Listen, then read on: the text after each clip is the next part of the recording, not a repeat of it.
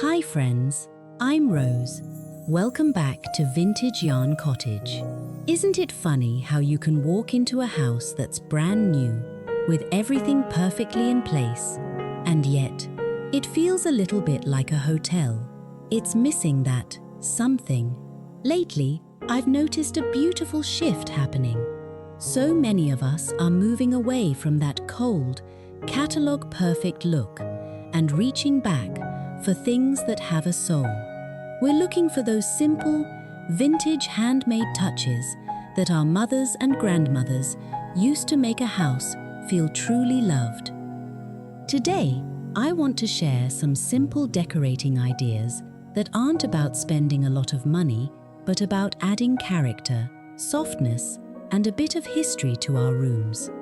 We're going to look at why these old-fashioned details are making such a big comeback and how you can use them to transform your space, whether you live in a big farmhouse or a tiny cottage apartment. Before we begin, I'd love to know, do you have an old handmade piece in your home? Maybe a crochet blanket, a lace doily, a quilt, or a little thrifted treasure that still makes the room feel more like you? Tell me about it in the comments. I'd love to hear your stories.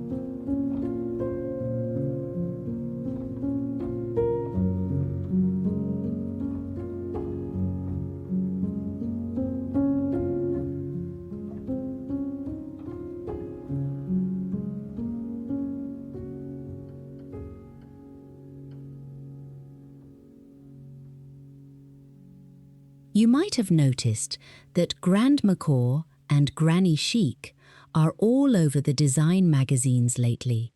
But for us, it's not just a trend, it's a feeling. In a world that feels very fast and digital, we're all craving something we can touch, something that was made by hand.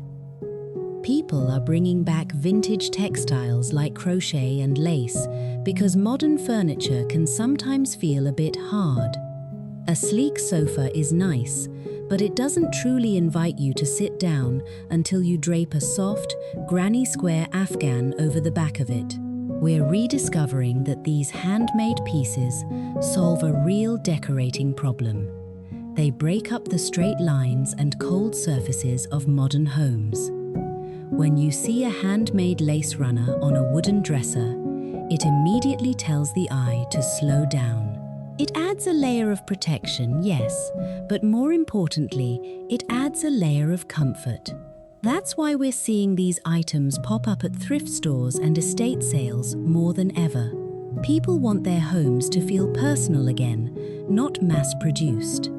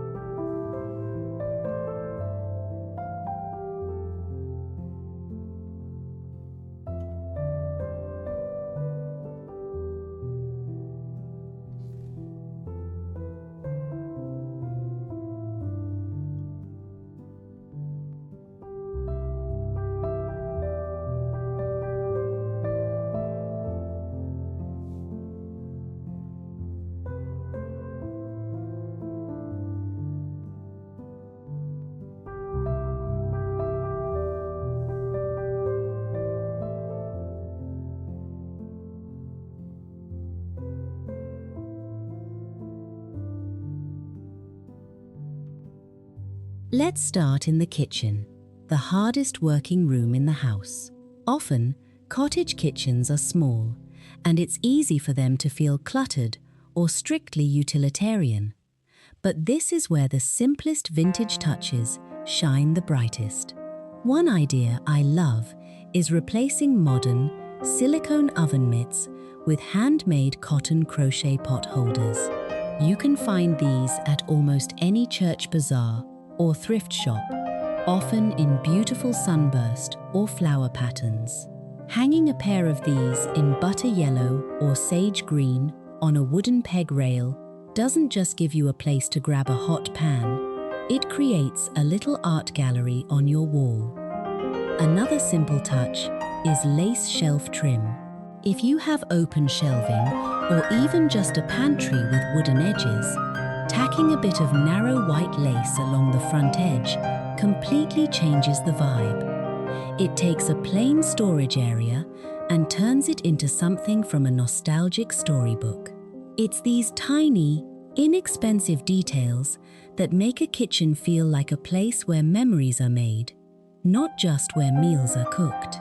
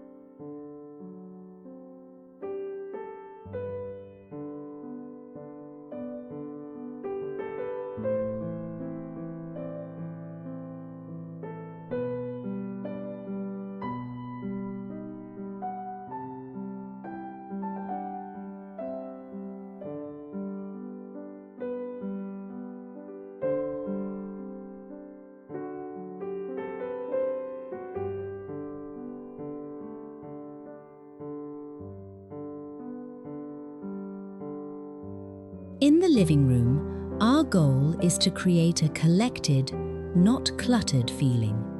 We want it to feel like the items in the room have been gathered over time, not bought all at once in a big box store. If you have a favorite reading chair that feels a little plain, try adding a vintage needlepoint cushion. Look for the ones with soft floral motifs, maybe cabbage roses or lavender sprigs. The texture of the wool stitching against a linen or velvet chair is just delicious. And of course, we have to talk about the crochet throw. A large cream-colored cotton crochet blanket draped over a footstool or a small sofa does something magical. It catches the light in its stitches and creates shadows and depth that a flat, factory-made blanket just can't do. If your living room feels a little flat, try layering a handmade textile over your modern rug or sofa.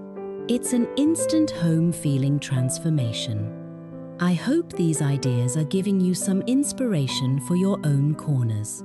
If you're enjoying this journey through the cottage, please take a moment to hit that like button.